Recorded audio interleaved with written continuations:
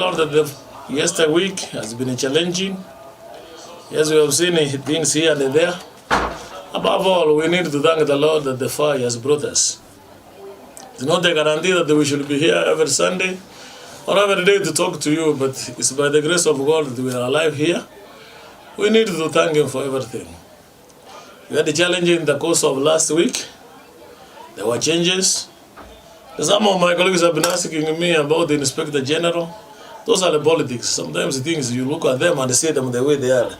Some of them we don't need even to answer and even to talk. But that is politics. You saw even the Deputy President coming to the screen was talking a lot.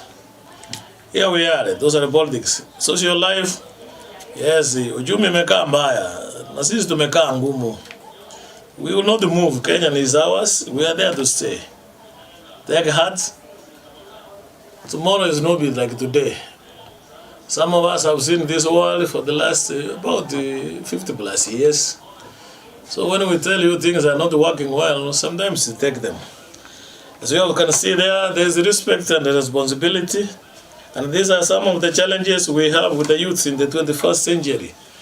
That we need to understand that before you become an adult, you must be a baby, you become a child, you become a toddler, then you become what you call an adolescent, a youth, then you become an adult.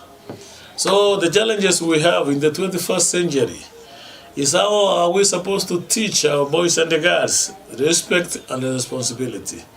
Respect is something which you earn. Yes, respect is something you demand. Yes, sometimes respect is what you command. And sometimes respect is given. I've used the 4 verbs. You can command respect, you can earn respect, you can earn it, or it just flows. Whichever the position you have got it, respect is respect. Some of us are respected in the society by virtue of what we are in the society. That means we command respect by virtue either you are an age, or you are the husband, or you are the wife, or you are the mother, you are the firstborn. Maybe you are the first one to have come from your family to go to the college. Maybe you are the only breadwinner, so you command respect by virtue of what you have, position. Number 2, sometimes we have respect by virtue of our titles. You are the clan elder, you are a judge elder, you are a pastor. Whatever you are, in quotes, that one also gives you respect. You deserve it. So we can command, we can deserve it, we can earn it, we can demand. For whatever case, I will try to define what is respect and responsibility. Is that all we do with that respect we have been given? Our boys and the girls in the 21st century, there are many things which are happening and which are doing work across the board. I welcome you to this session. This week we will look into respect and responsibility. And I want to illustrate that our boys and the girls, the youths, are going overboard because of the environment. Let me illustrate by quoting this from the American research, that nature is generally equipped with animals, or with most of us as animals. We fear things which could be harmful to us as human beings, as animals.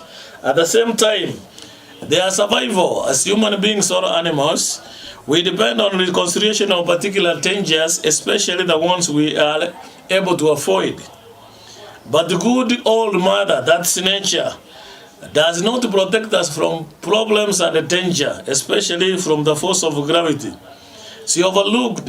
Now I'm talking about a frog. A frog is an animal which is called an amphibian. An amphibian means that it changes body temperature according to the environment. Don't know whether I'm talking to somebody. When I'm talking of amphibians, these are animals which can stay both in land and they can both stay even in water. It is double. Amphibians are some types of animals which can stay both in water and in land. Another one is a hippopotamus. Those are just to mention 2. We have different animals with different characteristics. Like birds, they fly on the air, they have feathers, they have scales, they have other beaks. You human beings, we have the backbone. We are able to talk and we are able to smile. Then we have the reptiles like snakes and others. I'm not teaching science, but I'm saying we have categories and types of animals. Here, the amphibians are the ones which can be able to stay in land and in water, depending on the temperatures and the time.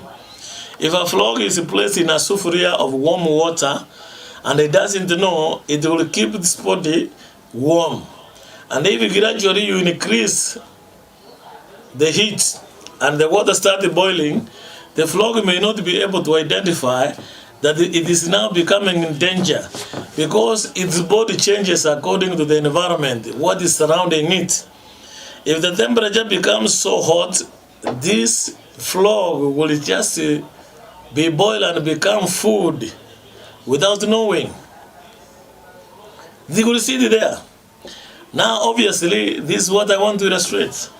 The environment we are staying in has become so poor, that the environment has become toxin, that the environment has become so bad, but because we are surrounded by it, we think it's the best. This is what we are going to talk about in respect and responsibility of parents and the youth in the 21st century.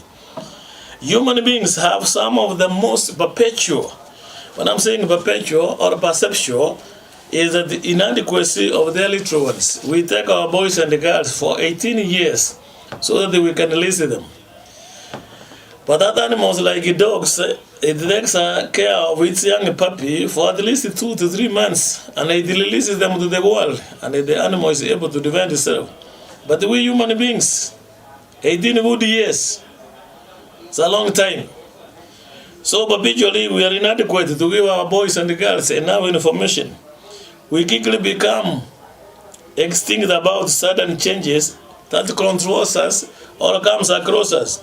For example, wars, there are diseases, there are calamities like earthquakes, hurricanes, name them. This one is the problem which is endangering some of us in this 21st century.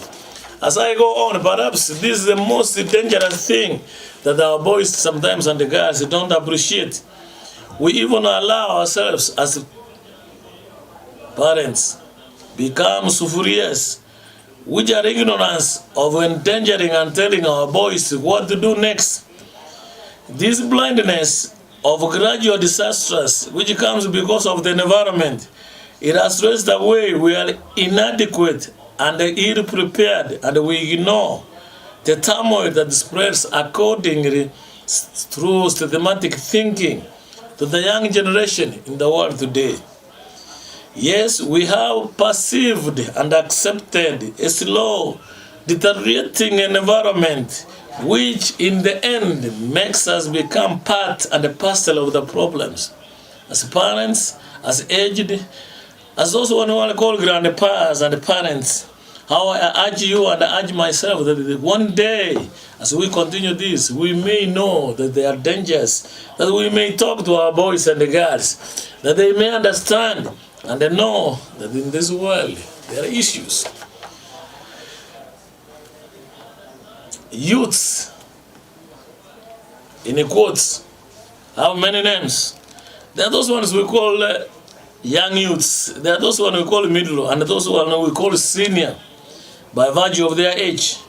Whatever sin, without that, we need to protect ourselves from the deteriorating sins of parents of yesterday.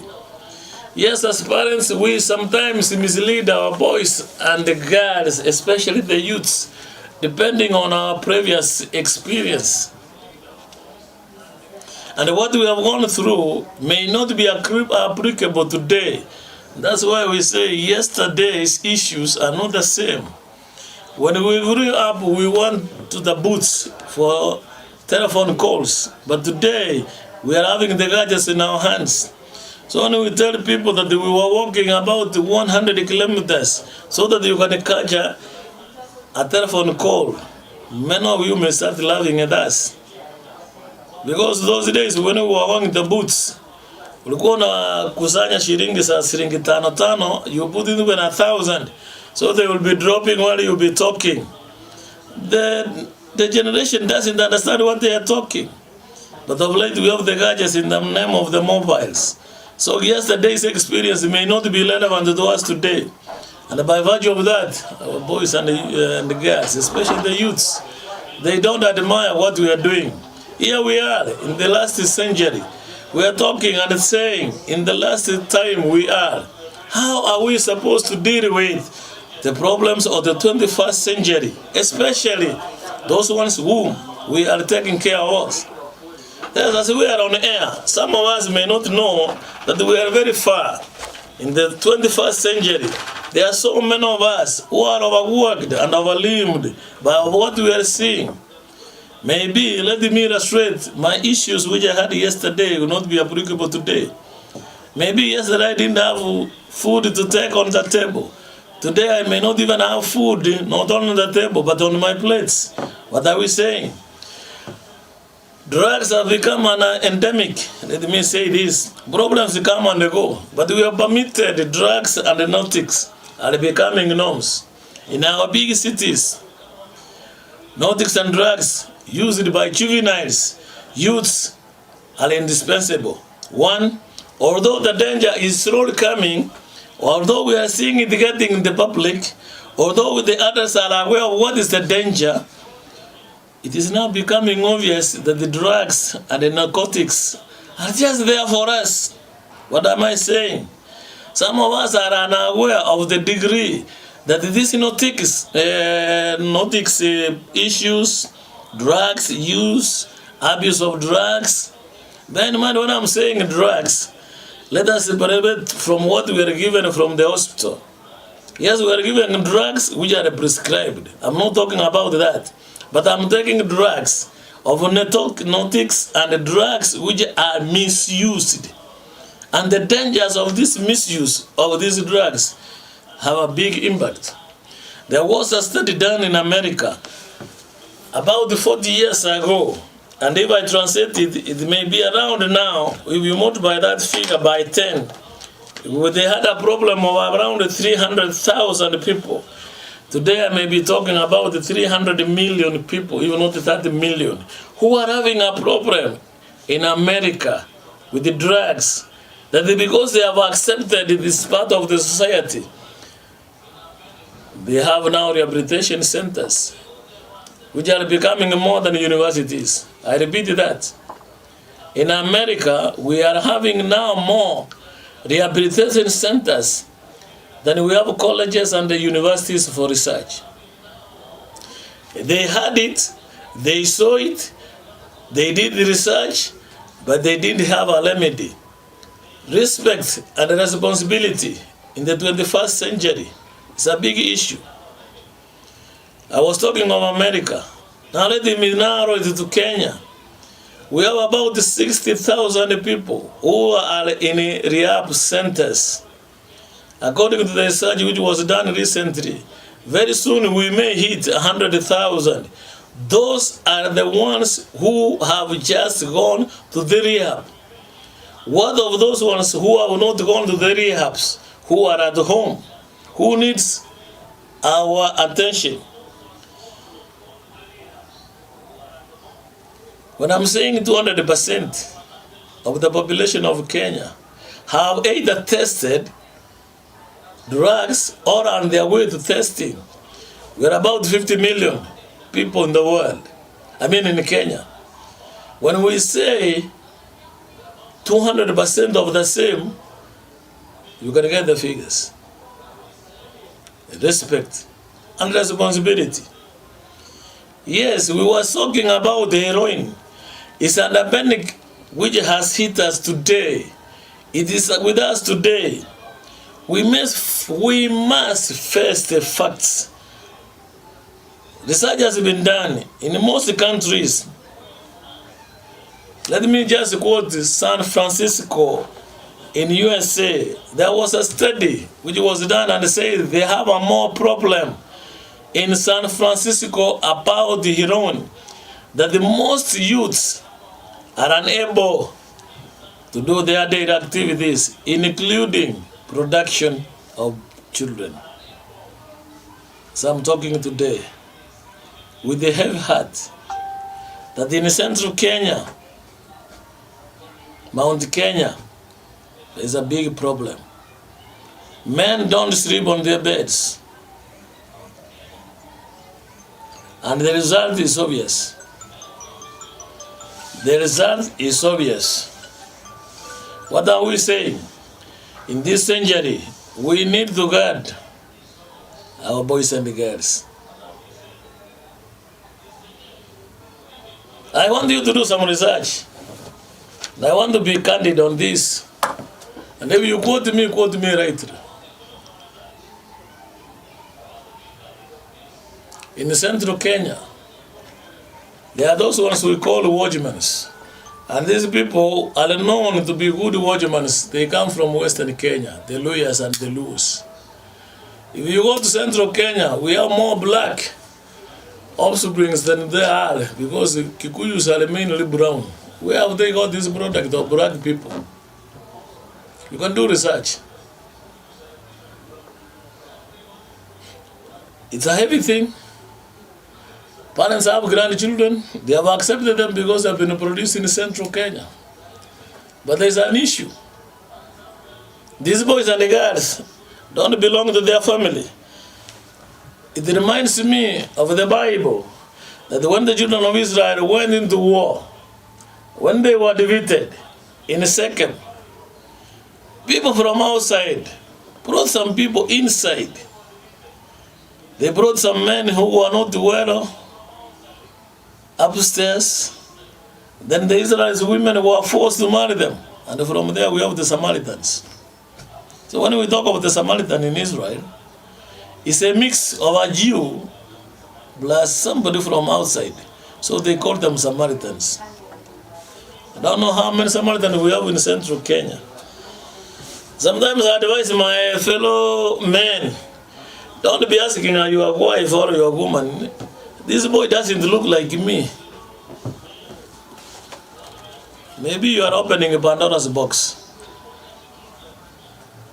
Because we are human beings and we belong to a culture and tradition, let me leave it there. Many young people are now playing something dangerous, a game packaged under the name, under the title, sexual freedom, because of drugs. The rationale sounds very good, very reasonable. Why should we be restricted? That's what the young people are asking. From the things which make us happy, and it touches our nerves. Why should we enjoy this greatest life pressure? That's what the young people are saying. Sometimes they say, this God who created that, it may be our God is dead. They have reached that point. And I'm reading something which is now authentic. That the people have reached that the God is dead. Why should the authority deny us the obvious? Respect is never bought. Respect is earned. Respect is deserved. Respect is commanded. That's our topic. In the 21st century, do we have respect for sex? Do we have respect for sexual freedom? Why are the old ones don't want us to fulfill our pressure? PEA, SUES, pressure. Not by virtue I belong to a certain, I'm not talking pressure of the distance and density and the pressure. I'm talking of the good things. We, the old ones, the old guards are saying no. They've said God is dead. Why we as human beings, especially the old ones, says where I belong, that they should deny us the good things. Contraceptives have become the obvious.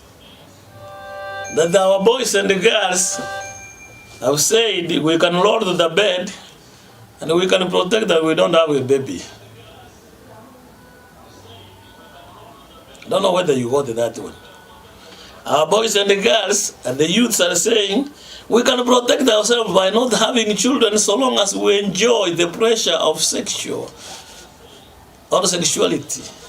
My point is, why are we not are permitting them to do what they think is good. Everybody's talking about it. I'm also talking about it. You are also listening to it. So why are we supposed to, and why are we very much concerned about this? This is where life comes from. Let me be specific. Minus sex, I will not be here. One day, two people came together. That's why I'm talking to you. As you are listening to me, not that I'm out of my senses, I'm in my good senses.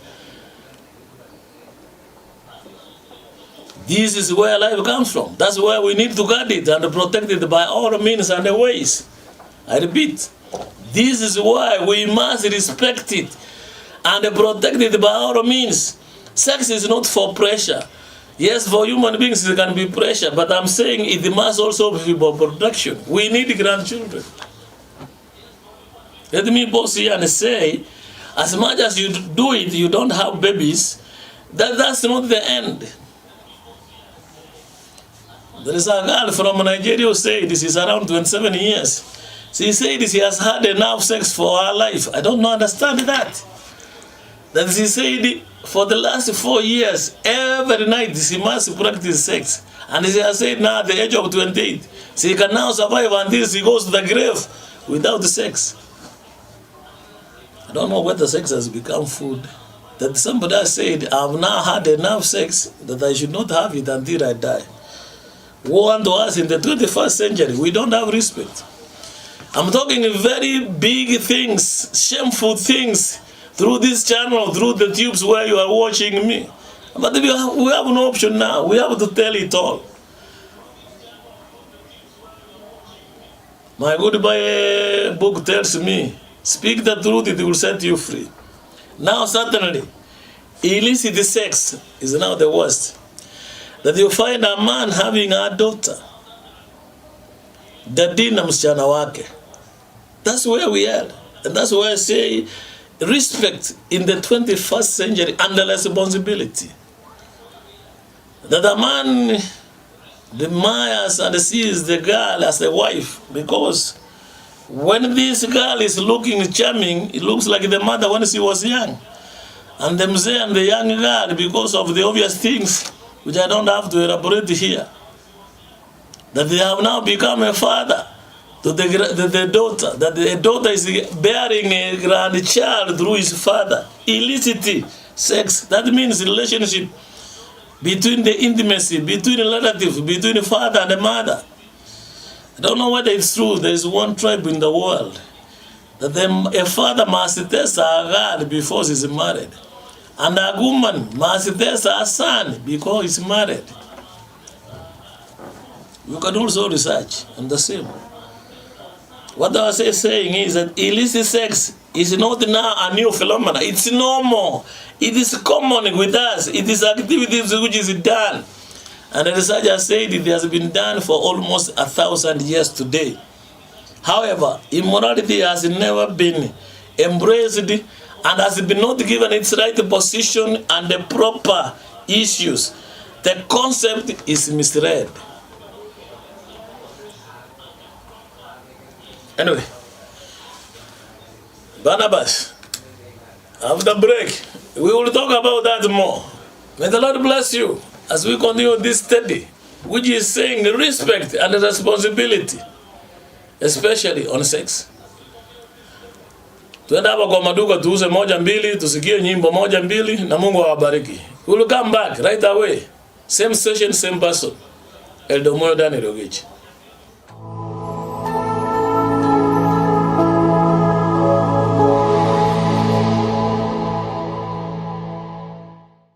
Kila siku ya Jumanne na Jumatano, saa 2:30 hadi saa 3, ungana naye Kalen Atanja akiwa na mgeni Judith Nabwire, wakikuletea kipindi cha afya mbashara kwenye runinga ya Amazing Voice of Victory na redio ya Voice of Victory. Kosa uchekwe.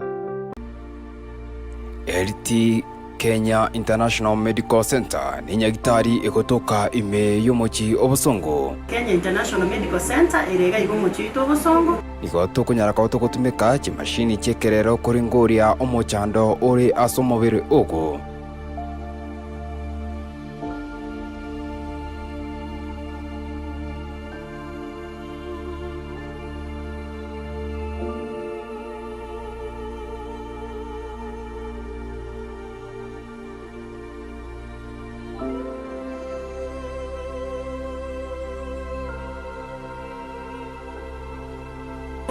Songo na nene go talk over services chia marwaira ya gatoko kanga chronic diseases go lifestyle diseases omo ligereria ina marwaira abera go chande amate itenga kientambe na ida abande abare mairi nonya na abande ni go barasinye gitari aho wetera marwaira ya gatoko kanga chronic diseases ya marwaira to kunyara kato konya no burwaire bwa diabetes, high blood pressure, asthma, arthritis, ulcer ne marwaire ande amange gwata abanyekitari bare trained nande bakurigereria umubiri w'umugima kurwetukia bakegesanise igonga kimashini nigo kiroro cyarure kinse kya maiko kikurigereria ebimo byawo byonsi by'umubiri kurwetukia bakamagurunse kira nabo iko kira ritukuri Jumapili gochakira ensa eyamone kideka 20 umirana na Daktari Irene Kimuma ase akunyara kabaka okweresa amange iguru y'inyagitari yaito inyura na sigitasini kia chiringuma kia Amazing Voice of Victory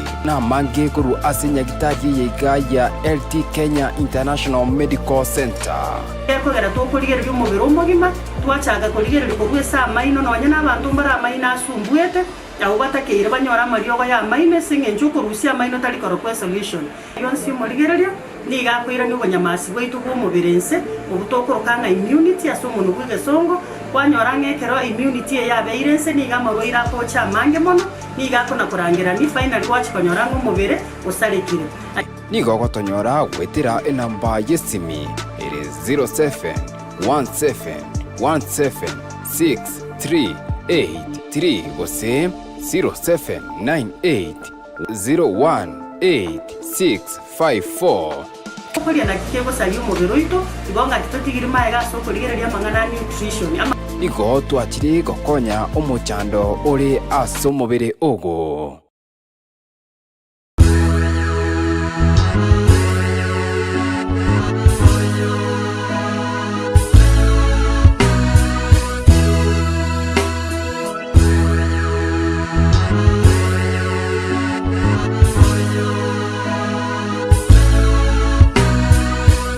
Ne numanyete buna Voice of Victory Radio TV twakwariganirie obokoreri bwaitu gocha asore ase chi studio cha Voice of Victory nabo okwenyorera obokoreri obuya buna bono koroiseriwa amatera ase chikwaya chiria chitabwati abaegeria nabo igo nigo koroiseriwa amatera yo ase chinchera chekerero kegima Voice of Victory ngokora ture programming ase chinchera buna bono asoko bugeriwa epiano keyboard nabo igo chigita ase chinchera chekerero kegima na materago anyare koba kagwanchwa n'abantu abange boigo Voice of Victory Studios nigo toko recordia ase chinchera chekerero amaterao nabo igo nabo togokorera keria tokoroka mobile recording gose twacha goika ase ore ase ngencho okoenekia buna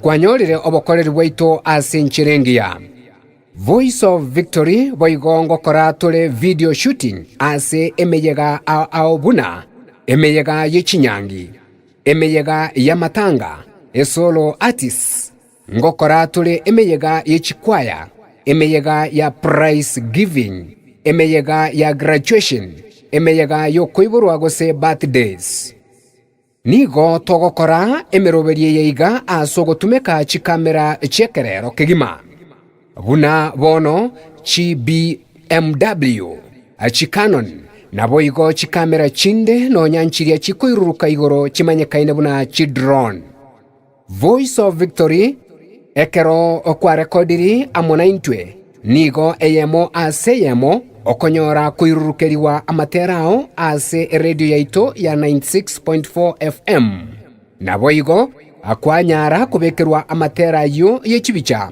ase TV yaito ya Amazing Voice of Victory, Leading Souls Christ. Voice of Victory boigo nigo tubwate umuroberio bwokoroisia amatera gochia ase chikwaya gose composition. Na boigo nigo tubwate abaigeria abo bakonyara koyuanania amariogi akegima agose koya harmonize. Voice of Victory boigo nigo tubwate emiroberio bwokwegeria chikwaya amatera aria amanyekaine buna achiset peace. Aiga boigo nigo tokonyara koenana obosemia gochia ase chikwaya buna chiwenerete gokora shooting. Aiga boigo nkonyara tole koenana amaigerio gochia ase abateri bene gose chisolo artists buna bagwenerete gokora amatera abo. Ase amange tutarire goika omochie obosongo asa magacho a golf arcade mbarabare ne stadium ya Gusii gose asa magacho a Kenya News Agency. Boigo nabo ogotokwanera wetera esimi ya koboko yo ere enamba enoti isano na ibere isano na ibere inye enoti isato ibere. Ne numanyite Amazing Voice of Victory Radio TV twagaririe obokoreri bwaitu gocha sore nobwate omuyiga uganetie otonwe obe omuyiga bw'inyanki gose amatanga gose omuyiga o graduation oyo uganetie oirukigwe eyemo ase omutanda o YouTube gose kobekwa ase TV Amazing Voice of Victory.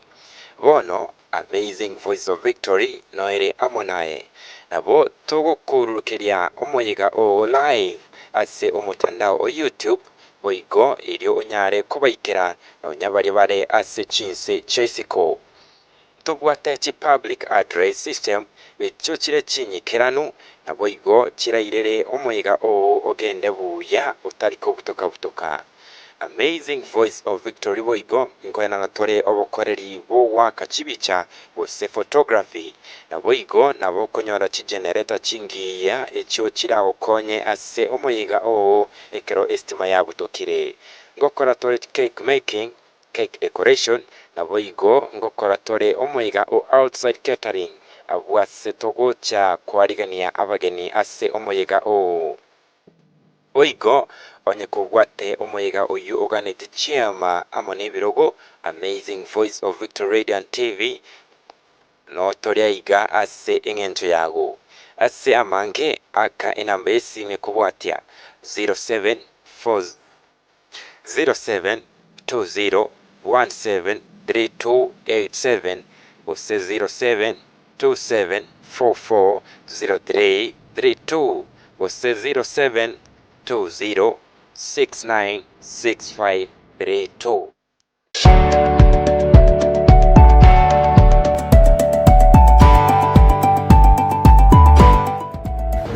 Abamito na mumanyete ngoro ko manyetari ofire ko beta mi enya bitari ya beta mi ego konya abantu kandi ko amaru na mariyogo yo mutindi waka affect ebirengera byabo na their mental health.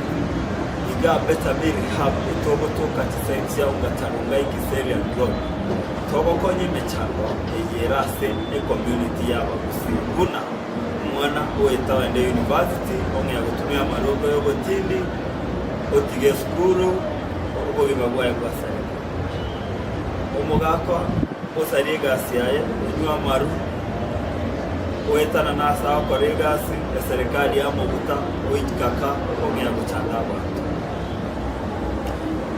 chifamili chiabuneka wetera sekincho yo abagaka ese abani na kunywa mayogo yo gotindi umuntu otige kanisa asegesha amayogo yo gotindi umuntu onge yakoiba urengo umuntu ya Elia nyoro chibasa chibo kanyora kunywa mayogo yo gotindi umuntu onge agwetana n'abantu bamwe abo bosaigo asegesha amayogo yo gotindi bacaga twabapima twaba amayogo yo gosibe bintego mubere twabakorera kansile na igo twabakonya unabu twakonyerega abantu kiramba kwani ngabwirire buya imagoroba yabono bagusiba mudasi mwatoka gusiyengima Samuli tangu kuboss maset ngai kutoka Kisii County. Jana ya mabona beri mutumia mali yo gotinga. Unenya sore na maru. Ikana nito asenya gitari ya Betamil ya kusenta na nyata kwa inga nyora wa gitari ya roba kandwa ya sema ni tatu. Basi kulikerete. Ka mwane chikosi kia ninge chinge ya bechi kigongonye kana kwa desiko. Asenya gitari ya Betamil ya kusenta ni wata gitari ya langi. Una kawita osire gawa konya baruira soma yumuye bawe na bwana. Kwa majina naitwa Oliver Tambo, mimi ni mwana saikolojia katika hospitali ya Betamil Option Rehabilitation. Betamil Option Rehabilitation tunasaidia wagonjwa ambao wako na shida za ulevi, matumizi ya mihadarati, wale ambao wako na stress na wale ambao wako na upungufu wa kiakili. Sisi tunapatikana Kajiado Isinya Road, pahali inaitwa Birika. Iwapo uko na mtu ambaye ana shida kama hii, tafadhali jaribu utafute kwa nambari zetu ambazo tuko nazo. Kubatevinga onde wese wato yo kutumia mali yo buna yo asenga banya ka bako morenta mapema ataraji ka bako mbega sara.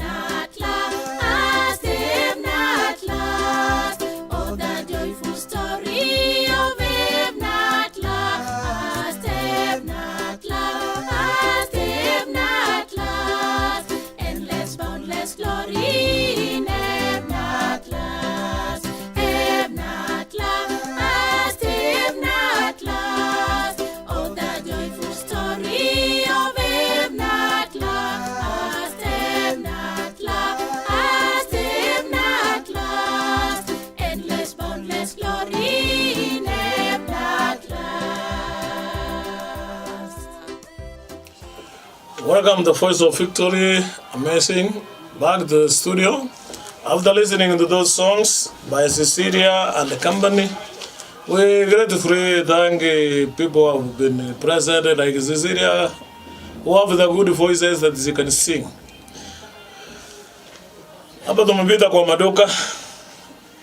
My director there, manager Kalen, nimewasalimu na wale wengine wote. Singageji, we come back and we were talking about respect and responsibility. And now what we can say, these things which we were saying, in a nutshell I will say respect and responsibility belongs to tradition. And today I can authoritatively say tradition is dead. Authoritatively I can repeat and say tradition is dead. That's why respect and responsibility has no meaning to some of us, if not all of us. In the world today, when we are saying things are not working the way they are, the youths have said God is dead, so tradition has died, so they can do whatever they want, anywhere, anytime. Yes, in the 21st century, we cannot draw a line between the old and the young. Our young girls, the youths, they are eager to get rich very fast. Our young boys are also eager to get rich very fast. Easily come, easily goes. There are some diseases which were not pronounced in the African context, but of today we have them. For example, stress, pressure, among others, those are lifestyle diseases. But because of the life we have lived in the present world, we are unable to sustain them. Because these are lifestyle diseases. My dear youths, in the 21st century, respect and responsibility must be earned. Respect and responsibility must be demanded. Respect and responsibility must be deserved. Above all, we need it. For us to have a generation in the next 20 or so years, respect is mandatory. Responsibility is our duty. We have no option, we have to say it all. Illicit sex is now becoming rampant, and it's because tradition is dead. Those days, houses were building meant for each family member. Parents have their own house. Boys and the girls had separate houses. But today, my dear viewers, those who are looking at me and those who are getting me, wherever you are, tradition is dead because we are living in one room. We are living under one roof, which is partitioned by curtains, which is partitioned by bed sheets. Persons are sleeping on this side, the boys and the girls on this side. What the hell are we in? Don't know, I'm talking to somebody. Tradition is dead. Those days a man and a wife will never close a door when their sons are inside. But today is obvious. It's a son who closes the door. It is the girl who closes the door. It is the husband or the father. And you are living under one roof. It is so dangerous. That's why we are having a lot of illicit sex.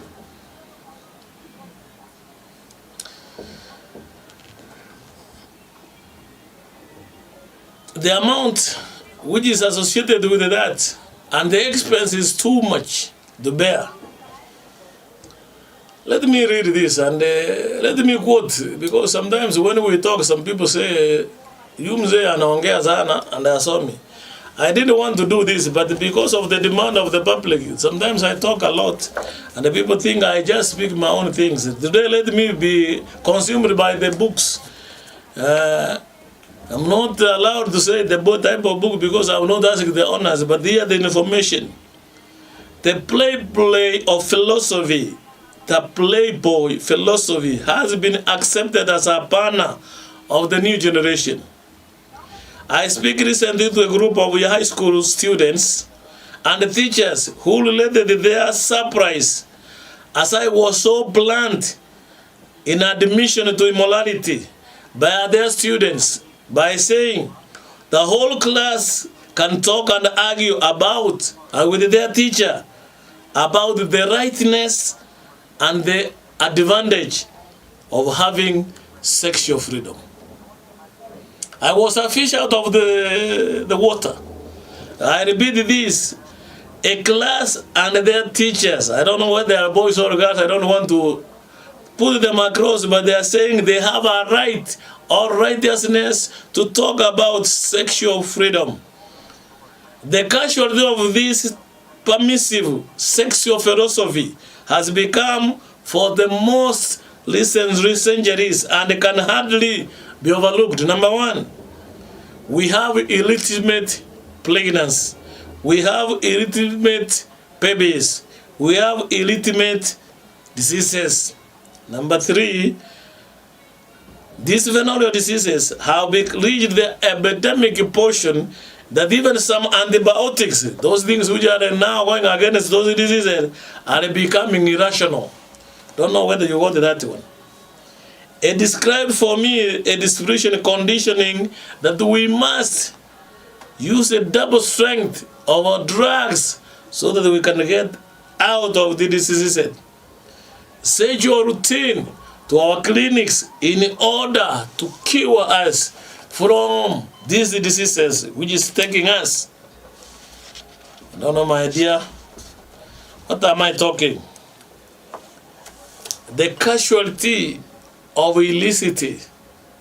The casualty. I mean the repercussions, the results of these things is becoming too much for us. I don't know whether I'm talking to somebody. That the teacher can engage with the student in their class about the freedom of sex.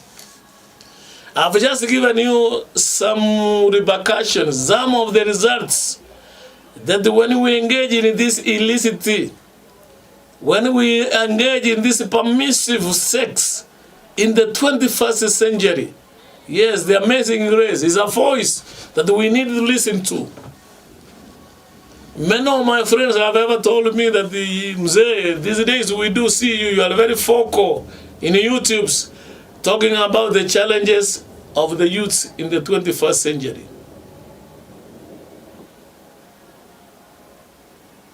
Many of us have been born out of the wedlock. There is something and there is going on that we say, first of all, before we go to the wedding, we must fix the bed first, then you come to the wedding. Terrible. That our boys and the girls who are wedding of late, first they must fix the bed before they come to the wedding. And after that they say it's not working, they divorce. They started it wrong, they have got it wrong. Bed first, wedding comes, then divorce. I don't know whether you are getting me.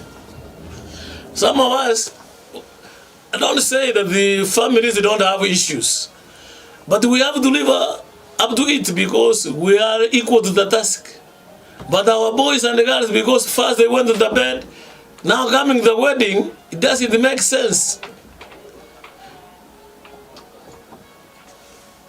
I read one article, and allow me to say this. Allow me to say it. That the one man, one boy, one youth was asking a woman, "Do you think you are bringing sex to the table so that they can marry you?" I don't know what I said.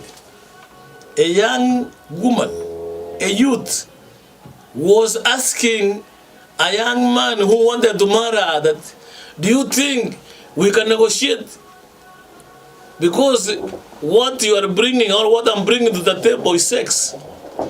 This young girl, this lady, this youth had acquired some possession. She had the money.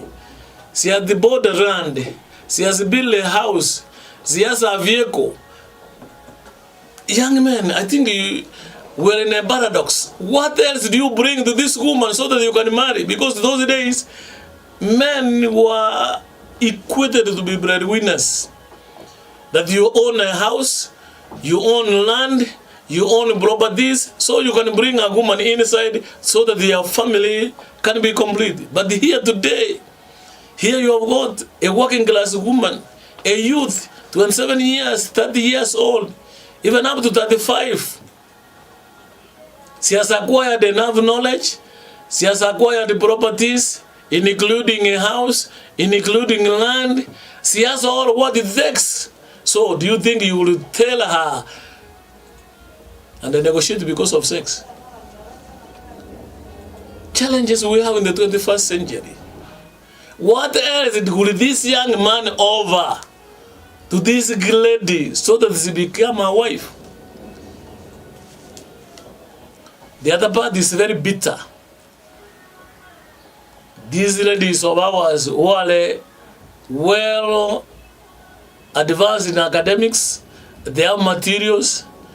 You can say, I will just look for somebody from the university, can look for somebody who's very wealthy, and he can share me and I get a baby. You didn't get what I mean by sharing. Those who do agriculture can understand. If I need a baby, they are just on the streets. So some of our youths, some of our men, will become like bulls which are just sharing animals regardless of where. Challenges in the 21st century.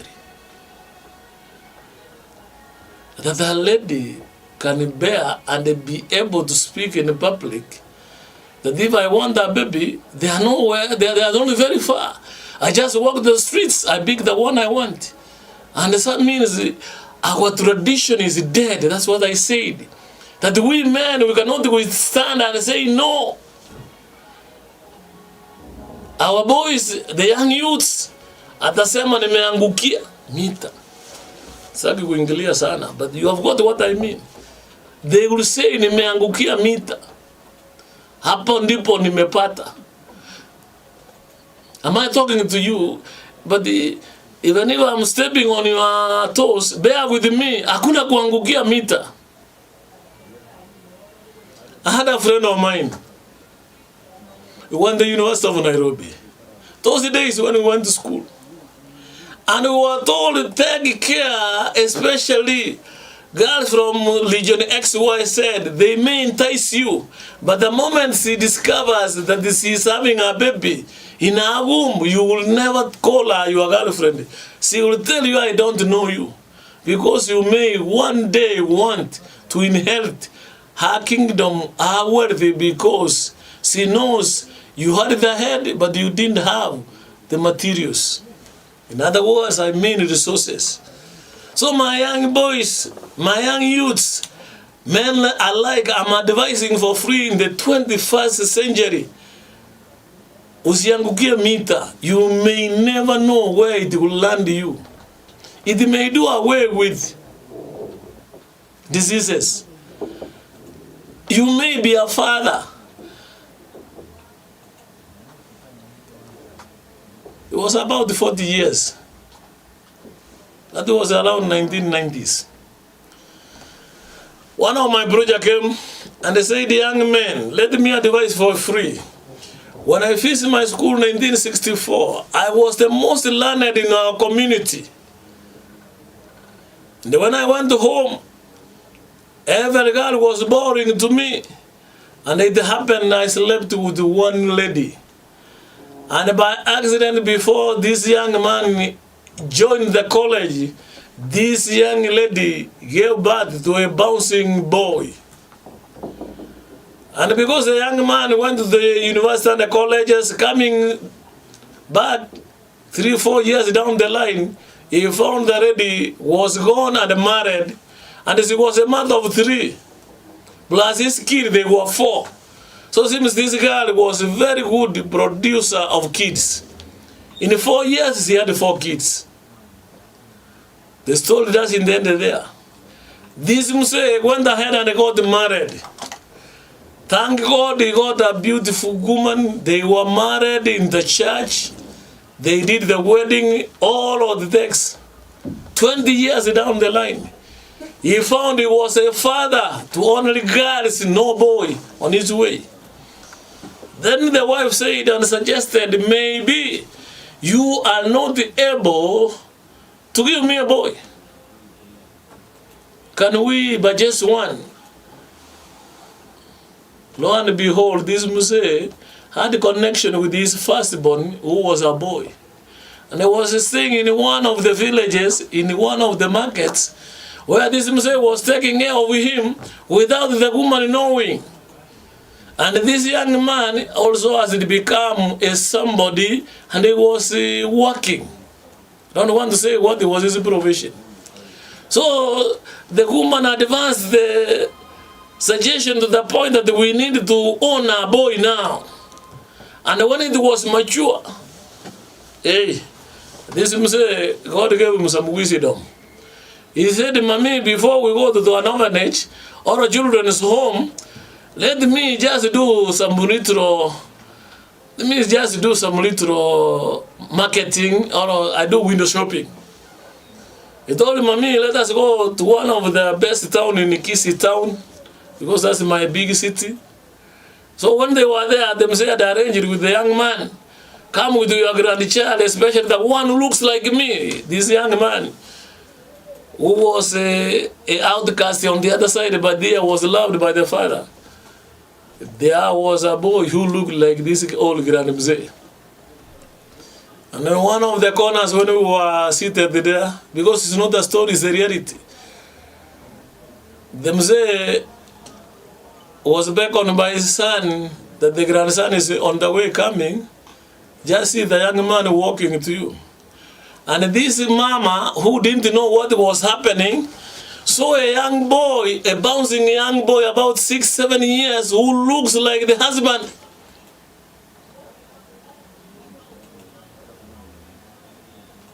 And this lady was tongue-tied. She looked at the husband and looked at the son and said, who are you? He said, I'm so and so.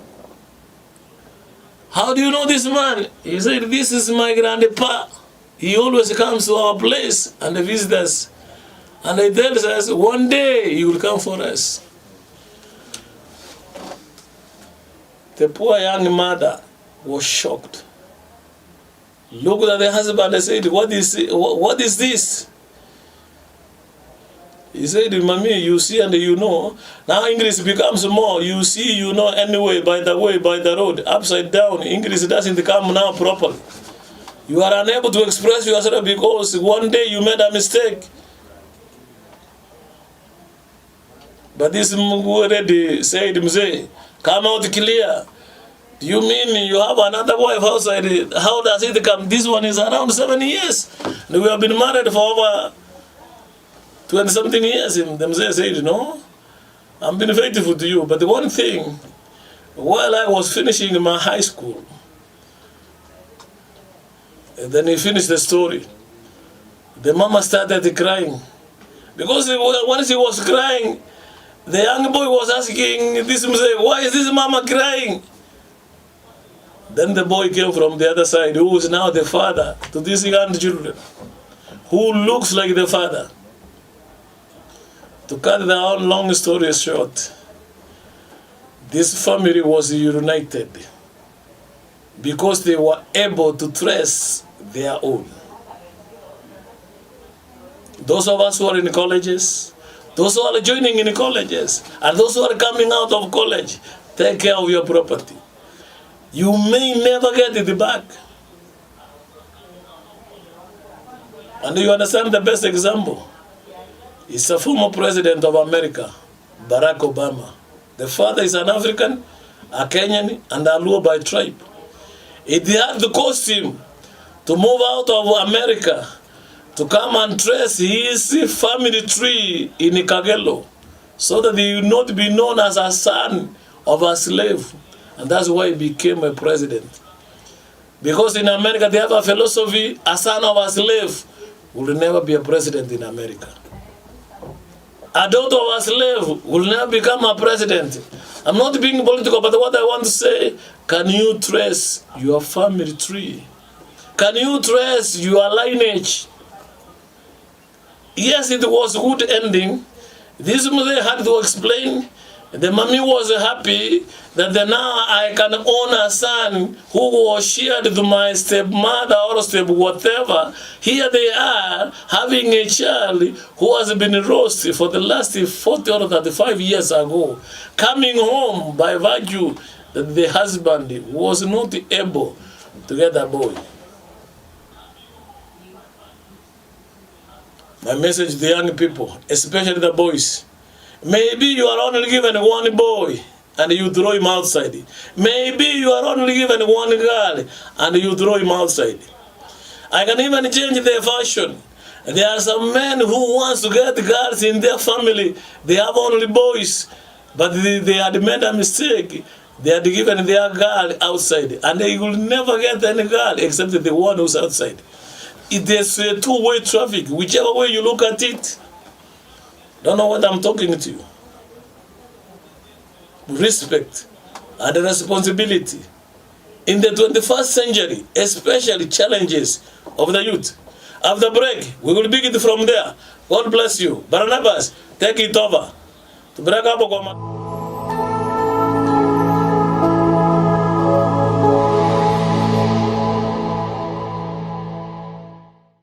Kila siku ya Jumanne na Jumatano, saa 2:30 hadi saa 3, ungana naye Kalen Atanja akiwa na mgeni Judith Nabwire, wakikuletea kipindi cha afya mbashara kwenye runinga ya Amazing Voice of Victory na redio ya Voice of Victory. Kosa uchekwe. LT Kenya International Medical Center ni nyagitari ikotoka ime yomochi obosongo. Kenya International Medical Center irega igomochi obosongo. Igoto kunyaraka otokotumika chimashini chekerero kuringoria omochando ore asomobere ogo.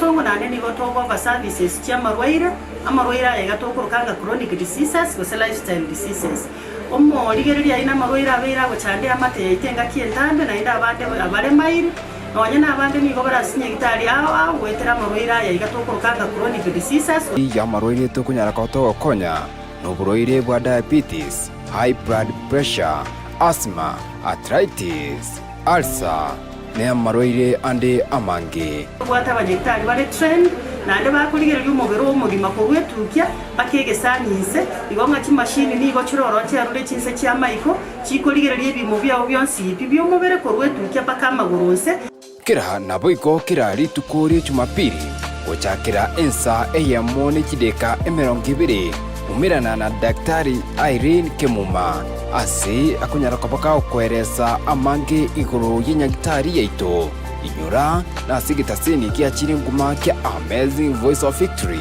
na amange kuru ase nyagitari yiga ya LT Kenya International Medical Center eko gara to kurigereria umubiri w'umugima twachaga kurigereria ko gwesa amaino nonya n'abantu mbara amaina asumbuete aho batakeire banyora amariogo ya amaine singenjuko rusia amaino tari korokwe solution yonsi murigereria niga kwira ni ubonyamasi bwitu bw'umubirense ubutokorokanga immunity asomuntu bw'igesongo kwanyora ngekero immunity yabe irense niga amaroira ko chamange mono niga kona kurangira ni final watch konyora ng'umubire usarekire niga gotonyora gwetira enamba yesimi ere 0717176383 gose 0798018654 kuria na kego sali umubiri wito igonga titotigiri maega so kurigereria mangana nutrition nigo twachiri gokonya omochando ore asomobere ogo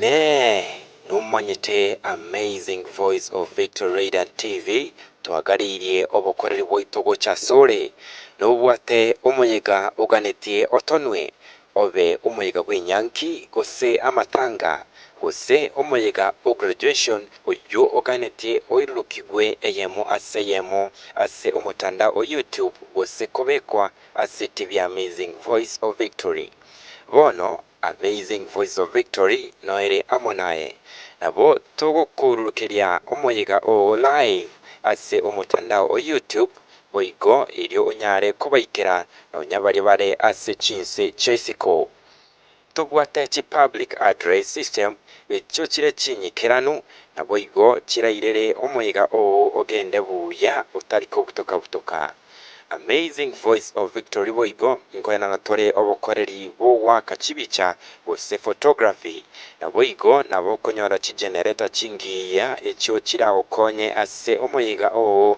ekero estima ya butokire ngokora tore cake making cake decoration na boigo ngokora tore omuyiga o outside catering abwase togocha kwarigania abageni ase omuyiga o oigo onye kugwate omuyiga oyu oganete chiama amone birogo Amazing Voice of Victory Radio and TV no toria iga ase engenjo yago ase amange aka enamba esime kubwatia 0720173287 ose 0727440332 ose 0720696532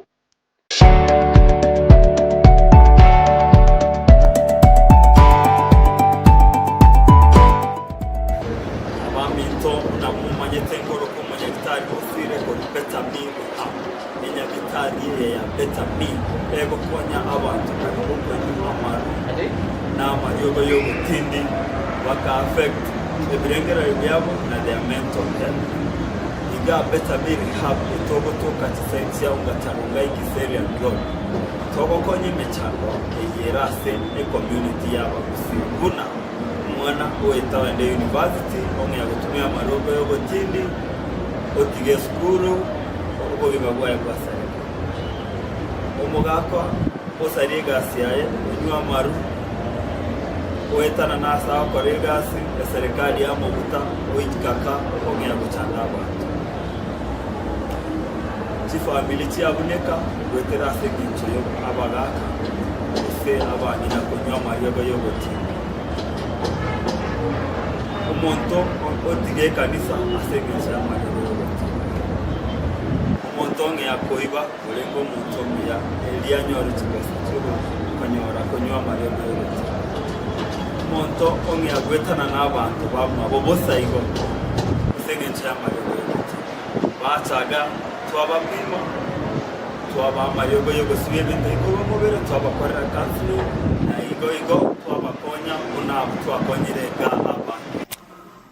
Kamba kwani ngabwirire biya imagoroba yabono bagusiba mitasi mwatoka busiyengima zamuri tanguru kuboss maset ngai gotoka Kisii County jana ya mabona bere mutumia muri yo gotinda unenya sore na maru ikana ni to asenya gitari ya Betamil ya kusenda na nyato ka wainga nyora bene gitari ya roba kandu ali aseme ni yetatu basu kulikerete ka mwane chikosi kia lenge chinge jirabe chigongonye kana bagata isiko asenya gitari ya Betamil ya kusenda ne wataba gitari ya bange una togita osire ngawa konya baruira somo yumuya bagwena bwangu.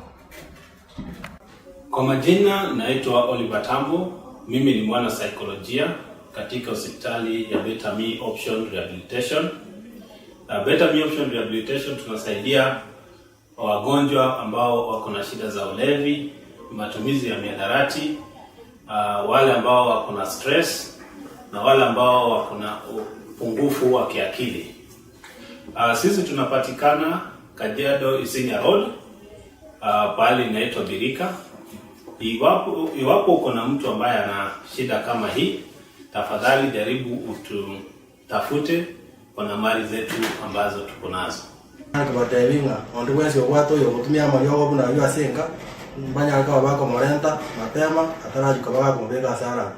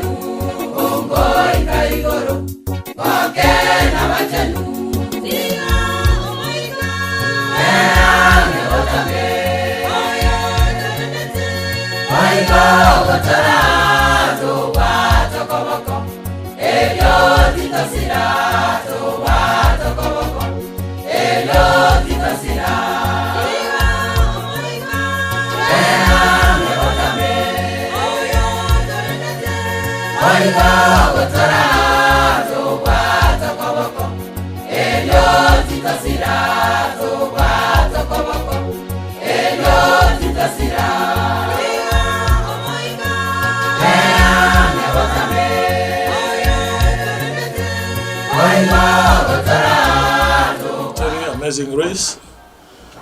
Same station, same person. And today we are dealing with respect and responsibility. Before we went the break, we had said that we have unwanted pregnancy and unwanted children.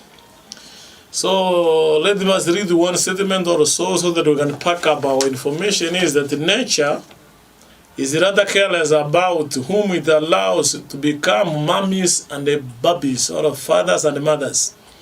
Their qualifications are not very high, But it's not necessary to know that a single thing may change one's life. One,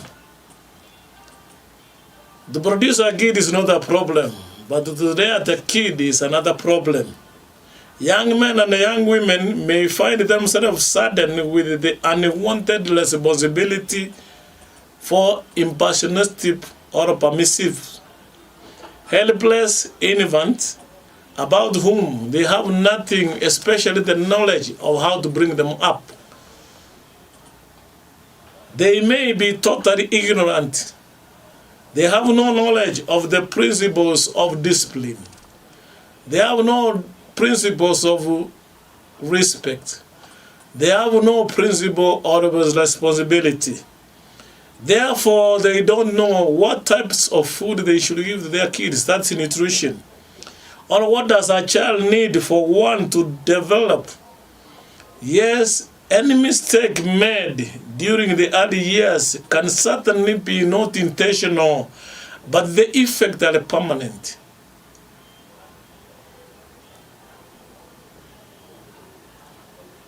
Perhaps the greatest and the most common shortcoming during the first or the last 25 years since we started in the 21st century is that apparently it has become clear that our young boys and girls, the youths, that is, they just think that everything is encircled in the name of love. They have no principle of child raising. Number two, they don't have the materials and the physical affection to take care of their babies. Notwithstanding, they expect every good and worthwhile virtue to have a baby. Forthwith, their long loving kindness is nothing compared to the principles of life, which is respect and responsibility. As time has shown, and it's clearly telling us that love is essential for human life, but it's not everything. Respect and responsibility is added and is needed. A parent may love his child immeasurably and then proceed to teach them harmful things and attitudes are not good things. In the absence of love, then the instruction will produce nothing. Self-discipline, self-control, and self-respect are the principles to follow. I repeat, love in the absence of instruction may produce a baby, but without self-discipline, self-control, and self-respect, then we have no child to see. Love and warmth, these are underlying things which are meant for mental and physical health, but this is not everything. A recent research which was done by some psychologists in Los Angeles in America, the key speaker noted the following statement, that the greatest social disaster we have in the 21st century is the belief that the abundant love makes discipline unnecessary. In other words, it is not everything which is entitled to love. Sometimes we need discipline. He said, and his father commented that some of the little terrorists we have in the world today were supposed to be managed when they were young boys and girls. But because they were not done, that's where we have terrorists in the 21st century. Sometimes these are mistakes which you find, which are found in our classrooms. Sometimes these are mistakes which are found in our community. Sometimes these are some of the problems we see in our churches. Above all, they come from our home.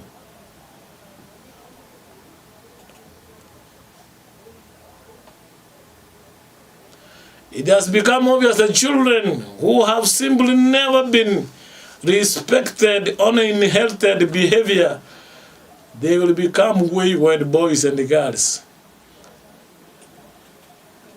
And this one, some of these children come from homes which we call dysfunctional homes. And with them, we have unlimited problems, limitless problems. respectful and responsible children are as a result of families where proper combination of love and discipline is ever present. I emphasize that. Respected children and responsible boys and girls and youths come not an accident, but from families which have love. Above all, discipline is ever present. My dear youths, in this century, I don't know what is going through your mind. I don't know what you have in your head. Don't know what is in your spouse. But one thing comes out clear: the principles of love and the self-discipline can take you very far. We have two examples of the Jews. One is Joseph. Because of discipline which he got from his family, he became the prime minister. Yes, Moses, because of discipline, he was the best leader that the world has ever had. Just to mention two. If I can add three, then we have Daniel, Shadrach, Meshach, and Abednego, and his friends. They were taught at the early ages that the discipline is the key to life. Sometimes when we go to seminars, sometimes when we are outside there, we are told that the prayer is the key to life. But when it comes to the youths, I will say discipline is the key to your success in your marriage, to your success in your education, to your success in acquiring wealth, to success in getting your partner. Discipline. So one of the essential things we need. Respect and responsibility angers on discipline. However much you may be respected, however much you may have the responsibility, the underlying word, are you disciplined? In the present Kenya, sometimes we don't believe what we hear, that our airports and the other big institutions are being sold. It's simply because it's not that the people don't have love, not the people don't have respect, not the people don't have responsibility, but they are missing one element, and that is discipline. We have and we need, and we have only one Kenya. We will never have another one. We have only one Kenya, which we will die with it. I wish our leaders will get this. We need discipline in all hemispheres. Whether you are the president, whether you are the deputy, whether you are an AG, whether you are inspector of police, whether you are the chief justice, whoever regardless you are in the discipline of Kenya, one thing, we need discipline. So that our families will be okay. Our churches will be okay. The community will be okay if we have what we call discipline. Our institution will run without wrangles if there is a discipline. From the CEO down up to the students, we need discipline. Yes, in a country, we need from the president to the common person, we need discipline. In the 21st century, the one element which is missing is discipline. Why I wish that we should be disciplined. That's why the book of the Proverbs, chapter 1, verse 7, my young man, get the instruction and never forget the discipline of your mother. So my dear mothers, wherever you are listening, you are the best disciplinarian in your family. If there is no discipline in the country, then the mothers must have not done their work. I must say candidly that the discipline is not the responsibility of the CEO of a family in the name of a man. Discipline is on the shoulders of a woman, a wife, a mother. If you are looking at me and you are listening to me and you are a mother, please make sure there is discipline in your family, from your husband, from your children, from your in-laws. Discipline is the key which can change this world. Today, respect and responsibility could be there, but minus discipline. Yes, even talking, we need discipline. They say women talk around 25,000 words in a day. But as much as you talk over 20,000 words, be disciplined to it.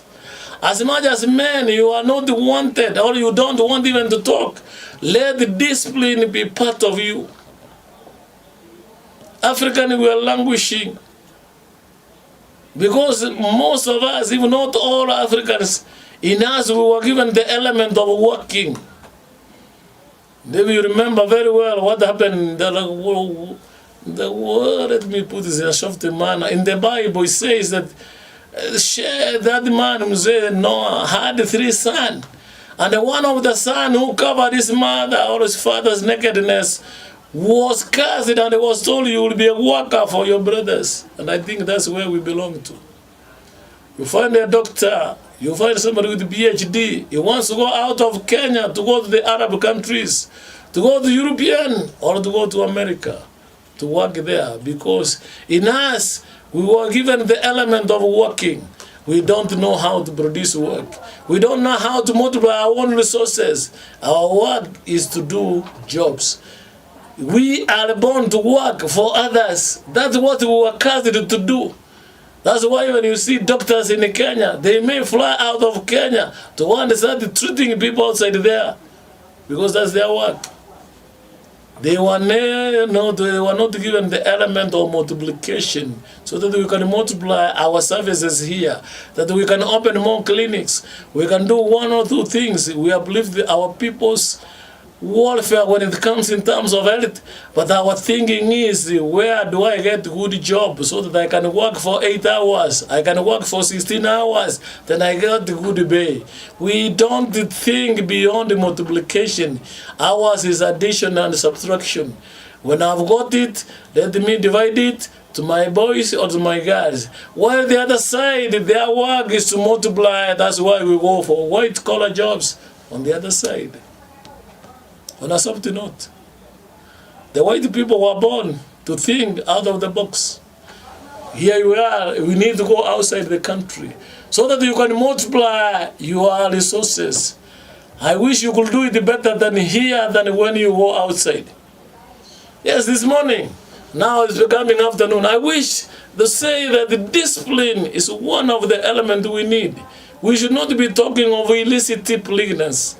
We should not talking of illicit sex, among others, if we are disciplined. Leave alone these cows which have been zero-grazed. Those days when we were taking care of our father's animals, especially the cattle, hardly will you find a bull messing with the cows.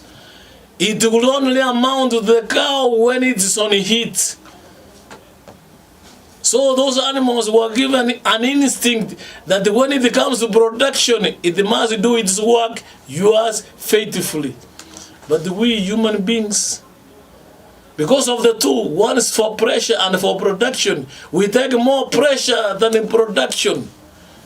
Discipline is the element which is missing.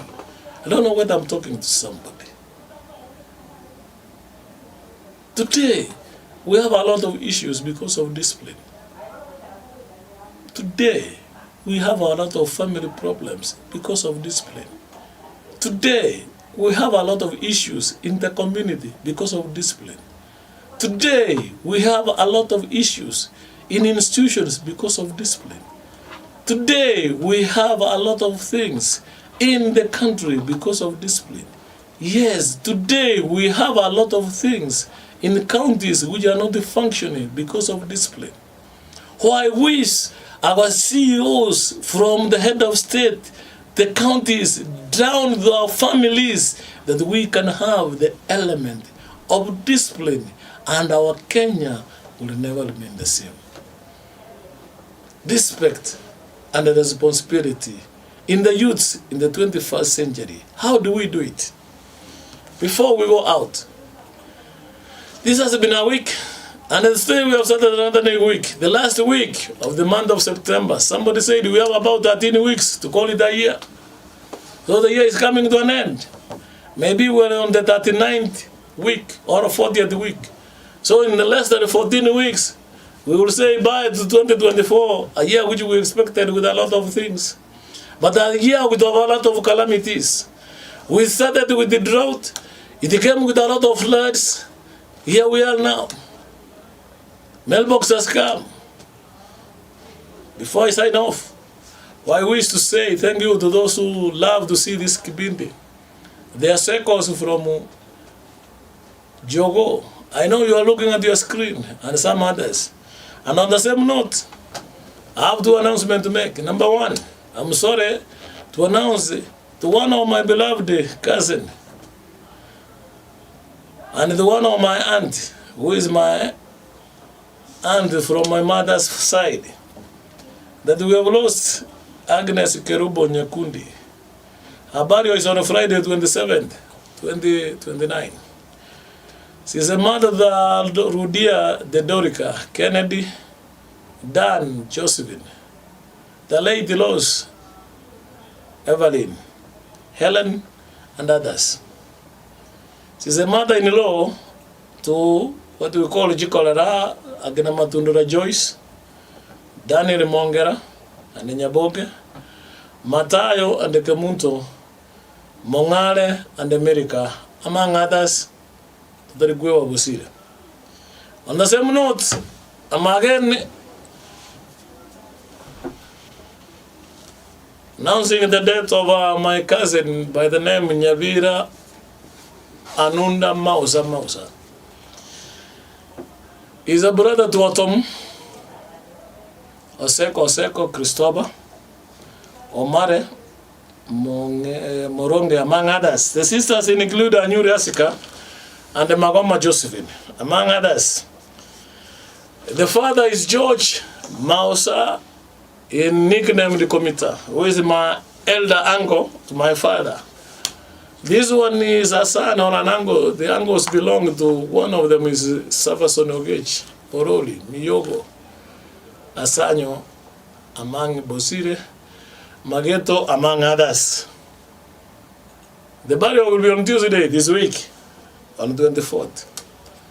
With those many remarks, there is a lot of deaths which are happening, and let us not take it for granted. My black book in the name of the Bible tells me that we are living in the last days. Yes, as we are here, we may have challenges here and there. We may have problems. But my shorting point is that can we discipline in whatever we do? In the 21st century, we need respect and responsibility. Next week, same session, same person. May the Lord bless you. Barnabas, you can take it over.